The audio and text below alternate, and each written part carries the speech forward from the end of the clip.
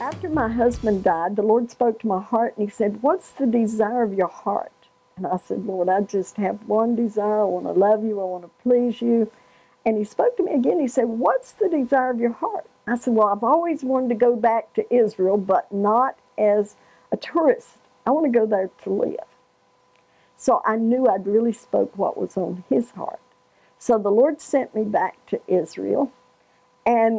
But when I was trying to get the money to go, I was working in a shelter for homeless women and children, and I was trying to get enough money. And he said, "Give away everything except your bare necessities." I said, "Lord, you don't understand.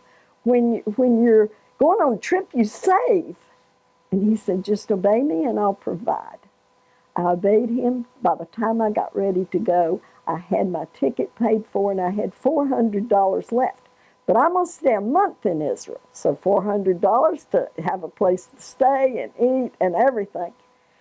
And I thought, "Lord, I don't know how I'm going to make it, but I trust you." And somebody told me about Ruth Heflin. Said, "You ever heard of her?" And they put me in contact with her. Ended up staying at Ruth Heflin's house. Ruth Heflin had a prophecy for me. She said, "Alice, I see you going around the world, and I see you praying over kings." I thought, this poor woman, she don't know what she's talking about. I was laughing on the inside. Well, it wouldn't go away. This going around the world, it kept growing, till I got to the point I called a travel agent. I found out that it cost $4,500 to go around the world. Well, I mean, I certainly didn't have $4,500, and I couldn't find anybody that'd go around the world with me. And I finally, after numerous years, in fact, a total of 10 years, it still just kept growing. I said, "Lord, either take this out of my heart or show me what to do with it." This was 3 o'clock in the morning.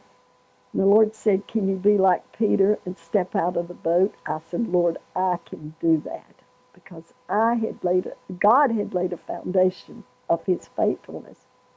So I told my son, he had 3 kids at the time, or he'd go with me. But I said, "If you'll go as far as Japan, you'll meet a man named Cornelius." My son believed what I said. He went with me. We flew to Japan. After 2 days, I left him. He went back home. I took a slow boat to China, went to Thailand, Philippines, Singapore, Bangladesh, India, around the world in 80 days with a carry-on suitcase. But you have to know how I come about the 80 days. I came to Morningstar because I didn't know how long to plan the trip.